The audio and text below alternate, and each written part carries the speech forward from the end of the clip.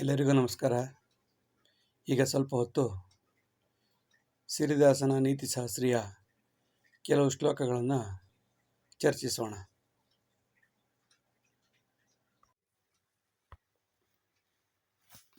ಸಮಾಜೆ ಉಗ್ರಸನ್ಮಾನಂ ನಿಗ್ರಹಂ ಶಾಂತಿಪಾಲಿತಂ ಭೀರುತ್ವಂ ದುಃಖಂ ಆಪ್ನೋತಿ ವ್ಯಾಘ್ರೋಭವ ಸರ್ವದಾ. Everybody trouble the silent person, but everybody afraid of the violent person. So always be brave like a lion, so that everybody will surrender you, succumb you. ಸಮಾಜ ಉಗ್ರ ಸನ್ಮಾನಂ, ಈ ಸಮಾಜದಲ್ಲಿ ಉಗ್ರರಿಗೆ ಸನ್ಮಾನಗಳು ಜಾಸ್ತಿ. ನಿಗ್ರಹಂ ಶಾಂತಿ ಪಾಲಿತಂ, ಶಾಂತಿ ನ್ಯಾಯ ಧರ್ಮ ನೀತಿ ಎಂದವ್ರನ್ನ ಬಡ ಸಾಯಿಸಾಕ್ತಾರೆ, ಮೆಟ್ಟಿ ತುಳಿತಾರೆ.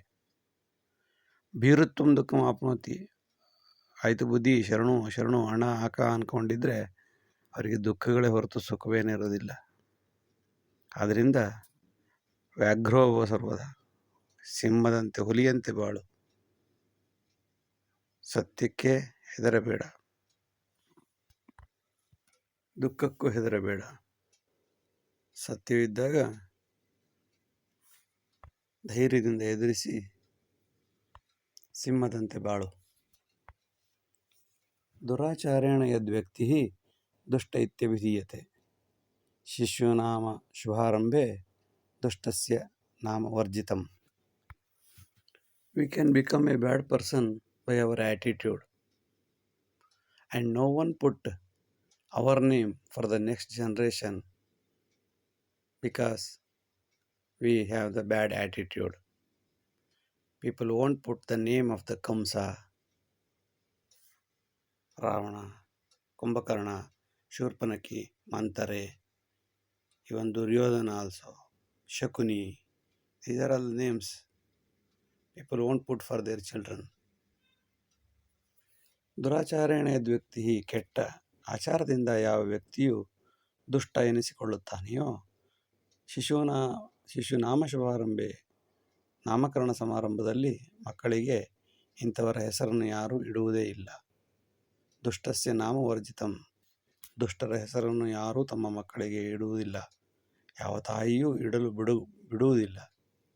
ಆದ್ದರಿಂದ ಒಳ್ಳೆಯ ವ್ಯಕ್ತಿತ್ವವನ್ನು ಬೆಳೆಸಿದಾಗ ಅಂಥವರ ಹೆಸರುಗಳನ್ನು ಮುಂದಿನ ತಲೆಮಾರುಗಳಲ್ಲಿ ಮಕ್ಕಳಿಗೆ ಅಂಥ ಹೆಸರನ್ನು ಇಡುತ್ತಾರೆ. ನ್ಯಾಯಾಲಯೇ ತದ್ವಿಳಂಬ ದಾರಿದ್ರ್ಯಂ ದುಃಖಭಾಜನಂ ಅರ್ಥಗರ್ಭೆ ಸದಾಮೋದಃ ನ್ಯಾಯಂ ಧನಿಕಮಾಶ್ರಿತಂ. Even the law court is also biased on the rich people. Many a times they are influenced by the finance because it is a core issue for them and they enjoy out of it. When law court is like that, what is the fate of the society? ನ್ಯಾಯಾಲಯೇ ತದ್ವಿಳಂಬ, ನ್ಯಾಯಾಲಯದಲ್ಲಿ ನ್ಯಾಯವನ್ನು ವಿಳಂಬ ಮಾಡುವುದರ ಉದ್ದೇಶ ಏನು? ಬಡತನ, ದಾರಿದ್ರ್ಯ, ದುಃಖ ಇವರು ಕೊಡುವುದಿಲ್ಲ ಎಂದಾದರೆ ಪುನಃ ಅದನ್ನು ಮುಂದಕ್ಕೆ ಹಾಕುತ್ತಾರೆ ಹೊರತು ತಕ್ಷಣದಲ್ಲಿ ತೀರ್ಮಾನ ಕೊಡುವುದಿಲ್ಲ. ಅವರು ಕೂಡ ನ್ಯಾಯಂ ಧನಿಕಮಾಶ್ರಿತಂ, ಶ್ರೀಮಂತರ ದಾಸರಾಗಿ ಕೆಲಸ ಮಾಡುತ್ತಿರುತ್ತಾರೆ. ಅರ್ಥಗರ್ಭೆ, ಹಣದ ಮೋಹದಿಂದ, ಹಣದ ಆಸೆಯಿಂದ ನ್ಯಾಯ ತೀರ್ಮಾನವನ್ನು ನೀಡುತ್ತಾರೆ. ಇದು ನ್ಯಾಯಸ್ಥಾನದ ದುರಂತವಲ್ಲದೆ ಮತ್ತೇನು? ಪೋಷಣಾಧಿಕವಾತೇತು ಏಕವಾರಂ ಹಿ ಭೋಜನಂ ಗ್ರಂಥಿ ಉದ್ಭುತನಾಶಾಯ ಸಪ್ತಾಹೇ ಲಂಘನೌಷಧಂ. Gouty arthritis spreads the knot bubbles on the body. The easy solution is weekly once make fasting for 24 hours and have just 2 meals per day without breakfast. ಪೋಷಣಾಧಿಕ, ಪ್ರೋಟೀನ್ ಹೆಚ್ಚಾಗಿರುವಂತಹ, ವಾತ ಹೆಚ್ಚಾಗಿರುವಂತಹ ದೇಹದಲ್ಲಿ ಗೌಟಿ ಆರ್ಥ್ರೈಟಿಸ್ ಉಂಟಾಗುತ್ತದೆ. ಏಕವಾರಮಿ ಭೋಜನಂ, ಅಂತಹ ಸಮಯದಲ್ಲಿ ಒಂದು ಬಾರಿ ಸರಿಯಾಗಿ ಊಟ ಮಾಡಿದರೆ ಸಾಕು. ಪುರ್ಸೊತ್ತಿದ್ದಾಗೆಲ್ಲ ತಿಂತಾ ಇದ್ದರೆ ಅದರಿಂದ ಪ್ರೋಟೀನ್ ಜಾಸ್ತಿ ಆಗುತ್ತೆ, ಇದರಿಂದ ಸಮಸ್ಯೆಗಳು ಜಾಸ್ತಿ ಆಗುತ್ತವೆ. ಗ್ರಂಥಿ ಉದ್ಭುತನಾಶಾಯ. ಹಾಗೇ ತಿಂತಾ ಇದ್ದರೆ, ಪೇನ್ ಕಿಲ್ಲರ್ ತಗೊಂಡು ಮಾತ್ರೆ ತಗೊಂಡು ತಿಂತಾ ಇದ್ದರೆ ದೇಹದಲ್ಲಿ ಅಲ್ಲಲ್ಲಿ ಗುಳ್ಳೆಗಳು ಗಂಟುಗಳು ಉಂಟಾಗುತ್ತವೆ. ಹಾಗಾದರೆ ಅದಕ್ಕೆ ಪರಿಹಾರವೇ ಇಲ್ಲವೇ ಎಂದರೆ, ಸಪ್ತಾಹೆ, ವಾರಕ್ಕೊಮ್ಮೆ ಉಪವಾಸವನ್ನು 24 ಗಂಟೆಗಳ ಉಪವಾಸವನ್ನು ಮಾಡಿ ಮಿಕ್ಕಿ ಉಳಿದ ದಿನಗಳಲ್ಲಿ ಬ್ರೇಕ್ಫಾಸ್ಟು ಸೇರಿದಂತೆ 2 ಹೊತ್ತು ಊಟ ಮಾಡಬೇಕು. ಪ್ರೋಟೀನ್ ಆಧಾರಿತ ವಸ್ತುಗಳನ್ನು ಕಡಿಮೆ ಮಾಡಬೇಕು. ಸಮ್ಮೇಲೆ ಸಂಘ ಸಂಜೀವಿ ವಿಕೀರ್ಣೆ ವ್ಯಾಘ್ರಗರ್ಜನೆ ತಥಾ ಸನಾತನಿ ಸರ್ವಃ ಮ್ಲೇಚ್ಛಂ ದೃಷ್ಟ್ವಾ ಪಲಾಯತಿ. All dears always united in chatting and eating. How long? Till a lion roars. Once lion start roaring, then everybody, all the animals will scatter like anything, run away like anything. Just like our Sanatanis, once they see the terrorists, they run away like anything instead of facing the situations. ಸಮ್ಮೇಲೆ ಸಂಘ ಸಂಜೀವಿ, ಸಮ್ಮೇಳನದಲ್ಲಿ ಎಲ್ಲರೂ ಒಂದಾಗಿ ಬದುಕುತ್ತಾರೆ. ಆದರೆ ಒಮ್ಮೆ ಹುಲಿ ಗರ್ಜನೆ ಮಾಡಿದಾಗ, ಸಿಂಹ ಗರ್ಜನೆ ಮಾಡಿದಾಗ ಎಲ್ಲ ಜಿಂಕೆಗಳು ಚೆಲ್ಲಾಪಿಲ್ಲಿಯಾಗಿ ಓಡುತ್ತವೆ. ಅದೇ ರೀತಿ ಸನಾತನ ಹಿಂದೂ ಧರ್ಮಿಗಳು ಸಹ ಮ್ಲೇಚ್ಛವನ್ನು ನೋಡಿದಾಗ ಓಡೋಡಿ ಹೊರಟೇ ಹೋಗುತ್ತಾರೆ. ಯಾರು ಎದುರಿಸಲು ಎದ್ದು ನಿಲ್ಲುವುದೇ ಇಲ್ಲ. ರಕ್ತವಾತಾವೃತಾರೋಗಿ ಮಧ್ಯಮಾಂಸಂಚ ವರ್ಜನಂ ಪೋಷಣಾವೃತ ದೇಹೀನಾಂ ಗ್ರಂಥಿ ಉದ್ಭುತ ಕಾರಣಂ. If you have gouty arthritis, keep away from liquor and all the protein-oriented food. Otherwise, it leads to skin knots. ರಕ್ತವಾತಾವೃತ ರೋಗಿ, ರಕ್ತವಾತದಿಂದ ಆವೃತನಾದಂತಹ ರೋಗಿಯ ದೇಹದಲ್ಲಿ ಪ್ರೋಟೀನ್ ಜಾಸ್ತಿ ಆಗಿರೋದ್ರಿಂದ ಅವರು ಮದ್ಯ ಮತ್ತು ಮಾಂಸ ಮತ್ತು ಲಿಕ್ಕರ್ ಇವುಗಳನ್ನು ಮದ್ಯಪಾನವನ್ನು ಬಿಡಬೇಕಾಗುತ್ತದೆ. ಪೋಷಣ ಅಂದರೆ ಪ್ರೋಟೀನ್ ಹೆಚ್ಚಾಗಿರುವಂತಹ ದೇಹಿಗಳಲ್ಲಿ ಗ್ರಂಥಿ ಉದ್ಭುತ ಕಾರಣ. ಹಾಗೂ ನೀನು ತಿಂತಾ ಇದ್ದರೆ, ಪೇನ್ ಕಿಲ್ಲರ್ ತಗೊಂಡು ಇನ್ನೂ ಜಾಸ್ತಿ ತಿಂತಾ ಇದ್ದರೆ ಇಡೀ ಮೈಯಲ್ಲೆಲ್ಲ ಗುಳ್ಳೆಗಳು ಗಂಟುಗಳು ಉಂಟಾಗಿ ಸಮಸ್ಯೆಗಳು ಉಂಟಾಗುತ್ತವೆ. ನವ ಶಿವೇತಿ ರಾತ್ರಿಣ ಮಾಂಸಾಹಾರಂ ಸ್ವರ್ಜತಿ ಪರಂ ಮರುದಿನೇ ಸರ್ವಂ ಕ್ರಿಮಿಕೀಟಾದಿ ಖಾದತಿ. During the festivals, we don't take non-veg food ourselves, but the next day of it, we eat all kinds of animals double together. We eat double the amount, double the quantity of the next day of the festival. Shivaratri, Navratri ಇಂತಹ ರಾತ್ರಿಗಳಲ್ಲಿ, ಹಬ್ಬ ಹುಣ್ಣಿಮೆಗಳಲ್ಲಿ ಮಾಂಸಾಹಾರವನ್ನು ನಾವಾಗಿಯೇ ವರ್ಜಿಸುತ್ತೇವೆ, ತಿನ್ನುವುದಿಲ್ಲ, ಸ್ವಬುದ್ಧಿಯಿಂದ ತಿನ್ನುವುದಿಲ್ಲ. ಆದರೆ ಮರುದಿನ ಸರ್ವಂ ಕ್ರಿಮಿಕೀಟಾದಿ ಎಲ್ಲ ರೀತಿಯ ಪ್ರಾಣಿ ಪಕ್ಷಿಗಳನ್ನು 2 ಪಟ್ಟು ಹೆಚ್ಚಾಗಿಯೇ ತಿಂದು ಬಿಡುತ್ತೇವೆ. ಇದು ಒಂದು ಸಂತೋಷದಾಯಕ ವಿಷಯ. ಕುಲಜಾತಿ ಕಿಮಾವಶ್ಯಂ ಕೇವಲಂ ಮದಪೋಷಣೆ ಸುಪ್ತ ಮೈಥುನ ಮಹಾಹಾರೆ ಸ್ವಜಾತಿ ಕೋತ್ರ ವಿದ್ಯತೆ. We should not consider any caste in 3 cases: during the time of food, during the time of sleep, during the time of free sex. Who will consider the caste, race, sex during the time of taking food? They take everything. Whenever they are hungry, they eat everything, irrespective of caste, creed, race, sex, etc. Even sleeping also. If you are so sleepy, then who will be worried about what is your caste, what is your creed? Wherever they have the space, they will fall down and get the sleep. And similarly, free sex. They never worry about the caste, creed, etc. They want to have the sex, that's all. ಕುಲ ಜಾತಿ ಕಿಮಾವಶ್ಯಂ ಕೇವಲ ಮದ ಪೋಷಣೆ. ಅಹಂಕಾರ ತೋರಿಸುವಾಗ ಮಾತ್ರ ಕುಲ ಜಾತಿ ಕೇಳುತ್ತಾರೆ ವಿನಃ ಮಲಗಿರುವ ನಿದ್ದೆ ಬರುವ ಸಮಯದಲ್ಲಿ, ಮೈಥುನ ಸಮಯದಲ್ಲಿ, ಆಹಾರದ ಸಮಯದಲ್ಲಿ ಯಾರೂ ಕೂಡ ಸ್ವಜಾತಿ, ಕೋತ್ರ ಯಾವುದನ್ನು ಕೇಳುವುದೇ ಇಲ್ಲ. ಅವರ ಪಾಡಿಗೆ ಆ ಕೆಲಸವನ್ನು ಮಾಡಿ ಮುಗಿಸಿ ಹೋಗಿಬಿಡುತ್ತಾರೆ. संस्कृतमहाकाव्येषु वाराङ्गना विजृम्भणं मृच्छकटः मेघदूतः अलङ्कारे विलासिनां. Sanskrit literature is ruined due to the overemphasis on sex workers. Sanskrit ಮಹಾಕಾವ್ಯದಲ್ಲಿ ಹೆಚ್ಚಾಗಿ ವಾರಾಂಗನೆಯರ ವಿಜೃಂಭಣೆಯನ್ನು ಮಾಡಲಾಗುತ್ತಿದೆ. ಮೃಚ್ಛಕಟಿಕ ನಾಟಕದಲ್ಲಿ ವಾರಾಂಗನೆಯೇ ಹೀರೋಯಿನ್. ಮೇಘದೂತದಲ್ಲಿಯೂ ಸಹ ಅನೇಕ ಕಡೆಗಳಲ್ಲಿ ವಾರಾಂಗನೆಯರ ವಿವರಣೆ. ಕಾಳಿದಾಸನು ಕೂಡ ವಾರಾಂಗನೆಯ ಮನೆಯಲ್ಲಿಯೇ ಇದ್ದ ಎಂದು ಪ್ರತೀತಿ. ಮತ್ತು ಅಲಂಕಾರ ಎಂಬ ವಿಭಾಗದಲ್ಲಂತೂ ಹೆಣ್ಣಿನ ವರ್ಣನೆ ಮಾಡುವಾಗ, ವಿಲಾಸಿಗಳ ವರ್ಣನೆ ಮಾಡುವಾಗ ವಾರಾಂಗನೆಯರನ್ನೇ ಹೆಚ್ಚು ಉಪಯೋಗಿಸಿಕೊಳ್ಳುತ್ತಾರೆ. ಅಂತೆಯೇ ಮಹಾಭಾರತ, ರಾಮಾಯಣ ಬಿಟ್ಟು ಅನೇಕ ಕಡೆಗಳಲ್ಲಿ ಸಂಸ್ಕೃತದಲ್ಲಿ ಸೆಕ್ಸ್ ಎಕ್ಸಾಗರೇಷನ್ ಮಾಡಿರೋದ್ರಿಂದ ಅದರ ಮೂಲ ಸ್ವರೂಪವನ್ನು ಕಳೆದುಕೊಂಡು ಇಂದು ಡೆಡ್ ಲ್ಯಾಂಗ್ವೇಜ್ ಎಂದು ಹೇಳುವಂಥ ಪರಿಸ್ಥಿತಿಗೂ ಬಂದು ನಿಂತಿದೆ. ಯಾವುದೇ ಕಾರಣಕ್ಕೂ ಕ್ರೋಧ ಮತ್ತು ಕಾಮದ ವಿಜೃಂಭಣೆಯು ಯಾವುದೇ ಭಾಷೆ, ಕಲೆ ಎಲ್ಲವನ್ನು ನಾಶ ಮಾಡಿಬಿಡುತ್ತದೆ. ಗಣಪತ್ಯೋತ್ಸವಾದಂತೆ ಸಕಲಂ ತ್ಯಕ್ತಗಂಧಕಂ ಪರಿಸರಾವೃತಯೋ ತ್ಯಾಜ್ಯಂ ಪ್ರಕೃತಿರ್ನಾಶ ಸಾಧನಂ. In the end of any festival, we throw maximum waste. Even during the Ganesha festival or Deepavali, we throw maximum amount of wastages to the road or gutter or wherever we want, which is the cause for environmental problem.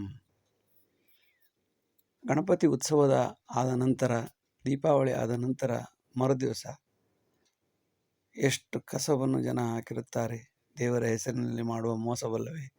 ಸಕಲಂ ತ್ಯಕ್ತಗಂಧಕಂ, ಎಲ್ಲ ರೀತಿಯ ಗಂಧ, ವಾಸನೆ, ದುರ್ವಾಸನೆ ಬರುವಂಥ ವಸ್ತುಗಳನ್ನು ರಸ್ತೆಗೆ ಅಥವಾ ಗಂಧಕಕ್ಕೆ ಕಂಡಲ್ಲಿ ಎಸೆಯುತ್ತಾರೆ.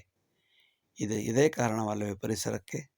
ಪರಿಸರಾವೃತಯೋ ತ್ಯಾಜ್ಯಂ ಇದೆಲ್ಲಿ ಇರುತ್ತದೆ? ಗಣಪತಿ ವಿಸರ್ಜನೆ ಮಾಡಿದ ತ್ಯಾಜ್ಯ ಪರಿಸರಕ್ಕೆ. ಪ್ರಕೃತಿ ನಾಶ ಸಾಧನಂ, ಪ್ರಕೃತಿ ನಾಶಕ್ಕೆ ಮೂಲ ಕಾರಣ.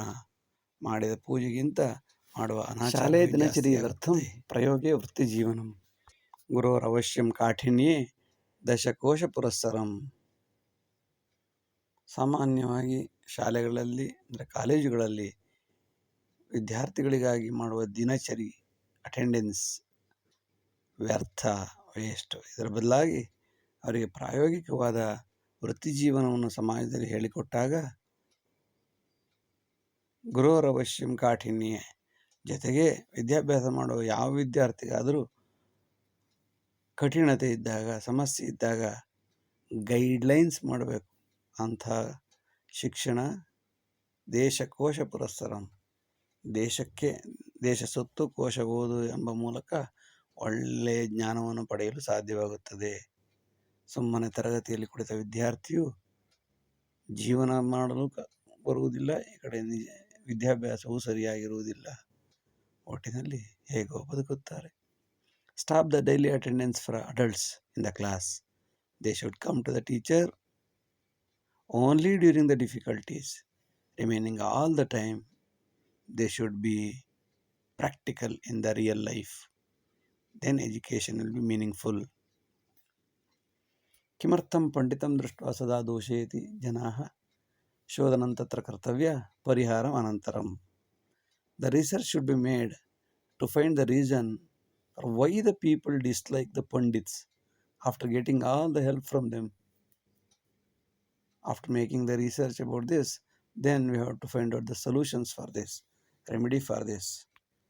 ಕಿಮರ್ಥಂ ಪಂಡಿತಂ ದೃಷ್ಟ್ವಾ ಸದಾ ದೋಷಯತಿ ಜನಾಃ. ಯಾಕೆ ಪಂಡಿತರನ್ನು ಯಾವಾಗಲೂ ಜನರು ಕೆಟ್ಟ ದೃಷ್ಟಿಯಿಂದ ನೋಡುತ್ತಾರೆ ಎಂಬುದರ ಬಗ್ಗೆ ಸಂಶೋಧನೆ ನಡೆಯಬೇಕಾಗಿದೆ. ನಡೆದ ನಂತರ ಅದಕ್ಕೆ ಪರಿಹಾರವನ್ನು ಕೂಡ ಮಾಡಬೇಕಾಗಿದೆ. ಆಗ ಪಂಡಿತರೂ ಸುಖವಾಗಿರುತ್ತಾರೆ, ಸಮಾಜವೂ ಶಾಂತಿ ಇರುತ್ತದೆ. ಏಕೆಂದರೆ ಎಲ್ಲ ಪಂಡಿತರು ಕಷ್ಟ ಕಾಲದಲ್ಲಿ ಎಲ್ಲ ಪಂಡಿತರನ್ನೇ ಆಶ್ರಯಿಸಿರುತ್ತಾರೆ, ವೇದ ಪಂಡಿತರನ್ನು ಆಶ್ರಯಿಸಿರುತ್ತಾರೆ. ಅವರಿಂದ ಎಲ್ಲ ಸೌಕರ್ಯವನ್ನು ಪಡೆದ ನಂತರ ಅವರನ್ನೇ ದೂಷಿಸುತ್ತಾರೆ. ಇದು ನಿಜವಾದ ಕಾರಣ ಏನು, ಇದಕ್ಕೆ ಪರಿಹಾರವೇನು ಎಂದು ಹುಡುಕಬೇಕಾದ ಅನಿವಾರ್ಯತೆ ಈಗಿನ ಸಮಯದಲ್ಲಿ ಇದೆ. ಪಾಷಾಣಾಕ್ಷೇಪಣಂ ವರ್ಜ್ಯಂ ಪಶು ಪ್ರಾಣಿ ಮೃಗಾದಿಷು. ರಕ್ಷಣಾಯ ಚ ಕುರ್ವೀತ ಅನ್ಯಥಾ ಪಾಪ ಸಂಗ್ರಹಂ. We are not supposed to throw the stones at any kind of animals unless we are troubled, we are threatened by them. If you do like this, it is a sin to our life only. ಪಾಷಾಣಕ್ಷೇಪಣಂ ವರ್ಜ್ಯಂ, ಕಲ್ಲು ಎಸೆಯುವುದನ್ನು ನಿಷೇಧಿಸಲಾಗಿದೆ. ಯಾರ ಮೇಲೆ? ಪಶು ಪ್ರಾಣಿ ಮೃಗಗಳ ಮೇಲೆ ಯಾರೂ ಕೂಡ ಕಲ್ಲೆಸೆಯಬಾರದು. Unless ರಕ್ಷಣಾಯ ಚ ಕುರ್ವೀತ, ನಮ್ಮ ರಕ್ಷಣೆಗೋಸ್ಕರ ಮಾಡಬಹುದೇ ಹೊರತು ಸುಮ್ಮನಿರುವ ಪ್ರಾಣಿಗಳ ಮೇಲೆ ಹೊಡೆಯುವುದಾಗಲಿ ಕಲ್ಲು ಹೊಡೆಯುವುದಾಗಲಿ ಮಾಡಬಾರದು. ಹಾಗೂ ಮಾಡಿದರೆ ಅದೇ ಪಾಪ ಸಂಗ್ರಹವಾಗುತ್ತದೆ. ಅವನ ನಿಜ ಜೀವನದಲ್ಲಿ ತುಂಬ ಕಷ್ಟವನ್ನು ಅನುಭವಿಸಲೇಬೇಕಾಗುತ್ತದೆ. ಯಾಕೆಂದರೆ ಶಾಂತಿ ಪ್ರಿಯರಿಗೆ ಕಲ್ಲು ಹೊಡೆದರೆ ಅದರಿಂದ ಅವರು ಸುಮ್ಮನೆ ಹೋಗುತ್ತಾರೆ. ಆದರೆ ಅದು ಅವರು ಶಪಿಸಿದಂತಹ ಶಾಪ ನಮ್ಮ ಮೇಲೆ ಇದ್ದೇ ಇರುತ್ತದೆ. ವ್ಯಕ್ತಿ ನಾಶವಾದರೂ ಶಕ್ತಿ ನಾಶವಾಗುವುದಿಲ್ಲ. ಎಚ್ಚರವಿರಬೇಕು. ಪಾದ ಉಲ್ಲಂಘನಶ್ಚ ಪಾಪ ಸಂಗ್ರಹ ಸಾಧನಂ ನ ಕರ್ತವ್ಯ ಪ್ರಯತ್ನೇನ ಸುಖಮಾಯುಷ್ಯವರ್ಧನೆ. We are not supposed to cross the legs of a person who is lying on the bed for long life without pain. If a person is lying on the bed, we are not supposed to cross their legs. We are not supposed to jump their legs because it seems to be a sin. So all the sin will be transferred to us. Therefore, we are not supposed to jump the legs of the lying person for a long life without pain. So if you purposefully, if you don't jump, then it will be useful for your life and you will be happy in your life. ಜಂಘ ಪಾದಂ ಉಲ್ಲಂಘನಶ್ಚ, ಮಲಗಿದ ವ್ಯಕ್ತಿಯ ಕಾಲನ್ನು ದಾಟುವುದರಿಂದ ಪಾಪ ಸಂಗ್ರಹ ಉಂಟಾಗುತ್ತದೆ. ನ ಕರ್ತವ್ಯ ಪ್ರಯತ್ನಪೂರ್ವಕವಾಗಿ ನಾವು ಅವರ ಕಾಲನ್ನು ದಾಟಬಾರದು. ಬದಿಯಿಂದ ಹೋಗಬೇಕು ಅಥವಾ ಸ್ವಲ್ಪ ಕಾಲು ತೆಕ್ಕೊಳ್ಳಿ ಅಂತ ಹೇಳಬೇಕು. ಇದರಿಂದ ಏನು ಲಾಭ ಅಂತಂದರೆ ಅವರ ಯಾವ ಪಾಪಗಳು ನಮಗೆ ಬರುವುದಿಲ್ಲ. ನಮಗೆ ಇದ್ದ ಸುಖ, ನಮ್ಮ ಆಯುಷ್ಯ, ನಮ್ಮ ಸುಖ ಎಲ್ಲವೂ ಸಹಜವಾಗಿ ಹೆಚ್ಚಾಗಿ ಇರುತ್ತದೆ. ಪ್ರಾಣಿಮೈಥುನ ದೃಷ್ಟಾರಃ ತಜ್ಜನ್ಮೆ ಜೀವನಂ ಪುನಃ ಅಥವಾ ತದಭಾದೋಪಿ ಕುಜನ್ಮೆ ಅಂಕುರಾರ್ಪಣಂ. We are not supposed to watch the matings because we get the rebirth in the same animal birth or low animals.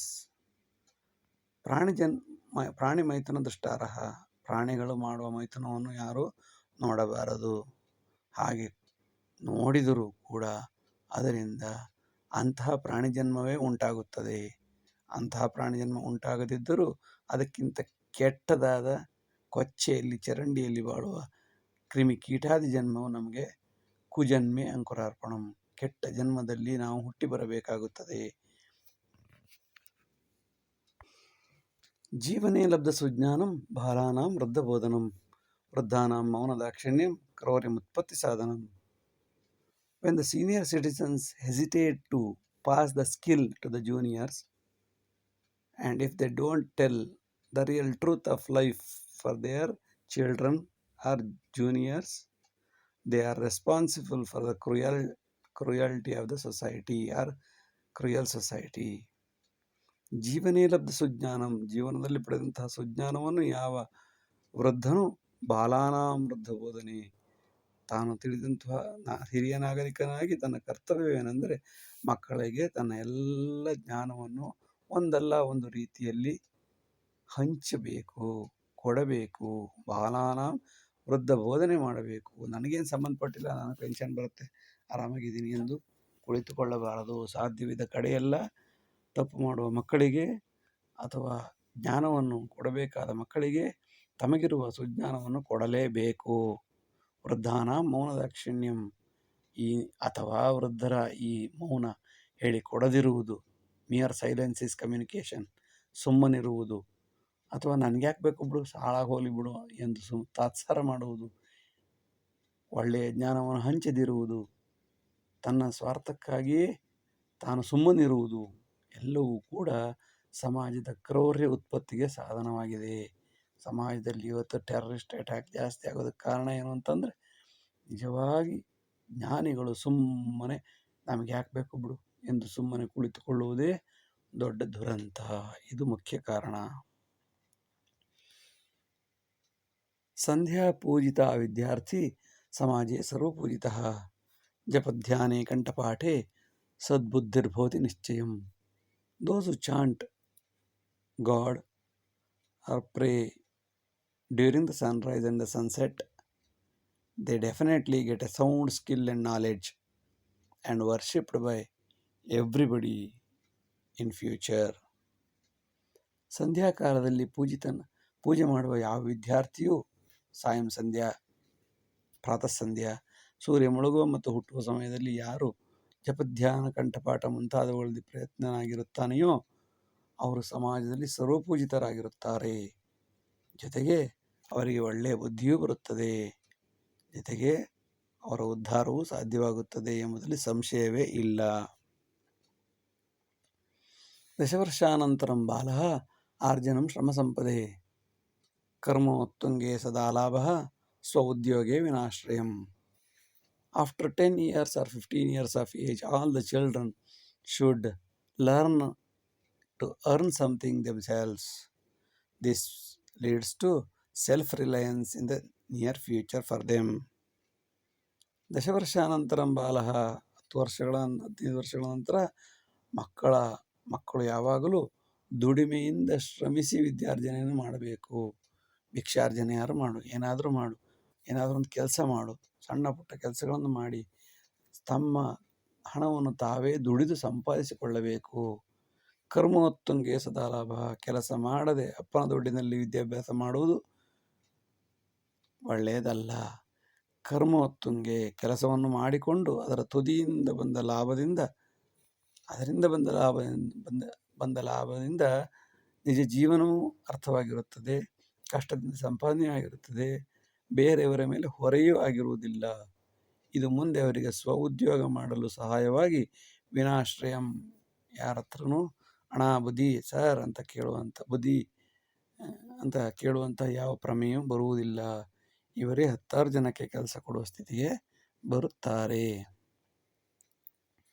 ವಿವಾಹಂ ತತ್ರ ಕರ್ತವ್ಯ ವಿಂಶತ್ಯಾನಂತರಂ ಸದಾ, ಅನ್ಯಥಾ ತದ್ವಿಕಾರಾಯ ಸಮಸ್ಯಾ ಭವತಿ ನಿಶ್ಚಯಂ. After 20 years of age, marriage is a must if they are willing. If they want to marry, they should marry after 20 years, or else that will lead to have many kind of family problems. So during the 20 to 25 years of age, they should get married. Otherwise, if they have late marriage, children will control easily the parents and children won't follow their guidelines. Therefore, during the age they should be married. Afterwards, it will have a variety of family problems. ವಿವಾಹಂ ತತ್ರ ಕರ್ತವ್ಯ ವಿಂಶತ್ಯಾನಂತರಂ ಸದಾ, 20 ವರ್ಷ ಆದ ನಂತರ ಸುಮ್ಮನೆ ಕಾಯ್ದೆ 30 ವರ್ಷ ಆಗಲಿ 40 ವರ್ಷ ಆಗಲಿ ಅಂತ ಕಾಯ್ಕೊಂಡು ಇಟ್ಕೊಂಡ್ರೆ ಅಂಥವ್ರು ಮದುವೆನೇ ಮಾಡ್ಕೊಳ್ಬೇಕು ಅಂತ ಆಸೆ ಇದ್ದರೆ, ಇಫ್ ದೇ ಆರ್ ವಿಲ್ಲಿಂಗ್, 20 25 ಮದುವೆ ಮಾಡ್ಕೊಂಡು ಬಿಡಬೇಕು. ಅನ್ಯಥಾ ತದ್ವಿಕಾರಾಯ, ಅಲ್ಲದಿದ್ದರೆ ಅದು ವಿಕಾರಕ್ಕೆ ದಾರಿ ಮಾಡಿಕೊಡುತ್ತದೆ. ಲೇಟ್ ಮ್ಯಾರೇಜ್ ಆಗೋದ್ರಿಂದ ಇಲ್ಲ ಮದುವೆನೇ ಬೇಡ ಅನಿಸ್ಬೋದು, ಅಥವಾ ಮಕ್ಕಳೇ ಆಗದೆ ಇರ್ಬೋದು, ಅಥವಾ ಮಕ್ಕಳಾದ್ರೂ ಇವ್ರಿಗೆ ವಯಸ್ಸಾಗಿರುತ್ತೆ, ಮಕ್ಕಳುಗಳು ಹೇಳಿದ್ದು ಕೇಳೋದಿಲ್ಲ. ಆಗ ಅವರು ಸಮಾಜಕ್ಕೆ ಸಮಸ್ಯೆಯೇ ಆಗುತ್ತಾರೆ. ಮಕ್ಕಳುಗಳು ಸಮಸ್ಯೆ ಭವತಿ ನಿಶ್ಚಯಂ, ಅನೇಕ ರೀತಿಯ ಸಮಸ್ಯೆಗಳು, ಫ್ಯಾಮಿಲಿ ಪ್ರಾಬ್ಲಮ್ಸ್ ಬರ್ಬೋದು. ಎಲ್ಲ ರೀತಿಯ ಸಮಸ್ಯೆಗಳು ಉಂಟಾಗಿ ನನಗೆ ಸಮಸ್ಯೆಗಳೇ ಆಗುತ್ತವೆ ಬಿಟ್ಟರೆ ಅದರಿಂದ ಲಾಭ ಅಂತೂ ಇರೋದಿಲ್ಲ. ಏನೋ ಮದುವೆ ಆಯಿತು ಮಕ್ಕಳಾಯಿತು ಬಿಟ್ಟರೆ ಪ್ರಾಣಿ ಪಕ್ಷಿಗಳ ಥರ ಇರೋದು ಆಗುತ್ತೆ. ಸರ್ವ ವೃಕ್ಷ ವಿಕಾಸಾಯ ಶಿಕ್ಷಣಂ ಕುರು ಶೈಶವೇ, ವೃಕ್ಷನಾಶನ ಸಂದರ್ಭೆ ಸಚಿಂತಯತಿ ತತ್ವಶಃ. Give the training for the children to grow more trees even in their childhood, and that will stop the people cutting the trees in their life. ಸರ್ವವೃಕ್ಷ ವಿಕಾಸಾಯ, ಕೆರೆಗಳು ಮತ್ತು ಮರಗಳು ಇವುಗಳ ವಿಕಾಸಕ್ಕೋಸ್ಕರ ಚಿಕ್ಕ ವಯಸ್ಸಿನಲ್ಲಿ ಶಿಕ್ಷಣ ಕುರು ಹೇಳಿಕೊಡಬೇಕು. ಮರಗಳನ್ನು ಬೆಳೆಸುವುದು ಹೇಳಿಕೊಡಬೇಕು. ಅನೇಕ ಕೆರೆಗಳನ್ನು ಬೆಳೆಸುವುದು ಹೇಳಿಕೊಡಬೇಕು. ಏಕೆಂದರೆ ವೃಕ್ಷನಾಶನ ಸಂದರ್ಭ ಯಾರಾದರೂ ಅವರ ಜೀವನದಲ್ಲಿ ಮರವನ್ನು ಕಡಿಯುತ್ತಾ ಇದ್ದರೆ ಆ ಮಕ್ಕಳಿಗೆ ಜ್ಞಾನೋದಯವಾಗುತ್ತದೆ. ನನ್ನನ್ನೇ ಕಡಿಯುತ್ತಿದ್ದಾರೆ ಎಂದನಿಸಿ ಮರಗಳನ್ನು ಕಡಿಯುವ ಸಂದರ್ಭದಲ್ಲಿ ಬೇರೆಯವರು ಕಡಿತಾ ಇದ್ದರೂ ಇವರಿಗೆ ಬೇಜಾರಾಗಿ ನಿಲ್ಲಿಸುತ್ತಾರೆ, ಅಥವಾ ತಾವು ಕೂಡ ಕಡಿಯುವುದನ್ನು ಅನಿವಾರ್ಯ ಸಂದರ್ಭಗಳನ್ನು ಬಿಟ್ಟು ಕಡಿಯುವುದನ್ನು ನಿಲ್ಲಿಸುತ್ತಾರೆ. ಸಚಿಂತೈತಿ ತತ್ವಶಃ, ಸಮಯ ಸಂದರ್ಭ ಯೋಚನೆ ಮಾಡಿ ಜೀವನ ಮಾಡುತ್ತಾರೆ. ಆದ್ದರಿಂದ ಚಿಕ್ಕ ಮಕ್ಕಳಲ್ಲಿ ಸರ್ವವೃಕ್ಷ ವಿಕಾಸವನ್ನು ಹೇಳಿಕೊಟ್ಟರೆ ಸಮಾಜವು ಉದ್ಧಾರ ಆಗುತ್ತದೆ, ವ್ಯಕ್ತಿಗಳು ಉದ್ಧಾರವಾಗುತ್ತಾರೆ. ಇಷ್ಟು ಹೊತ್ತು ವಿಡಿಯೋ ನೋಡಿದ್ದಕ್ಕಾಗಿ ಧನ್ಯವಾದಗಳು. ಲೈಕ್ ಮಾಡಿ, ಶೇರ್ ಮಾಡಿ, ಸಬ್ಸ್ಕ್ರೈಬ್ ಮಾಡಿ. ಮುಂದಿನ ಎಲ್ಲ ವಿಡಿಯೋಗಳನ್ನು ನಿರೀಕ್ಷಿಸಿ. ವಂದನೆಗಳು. ನಮಸ್ಕಾರ.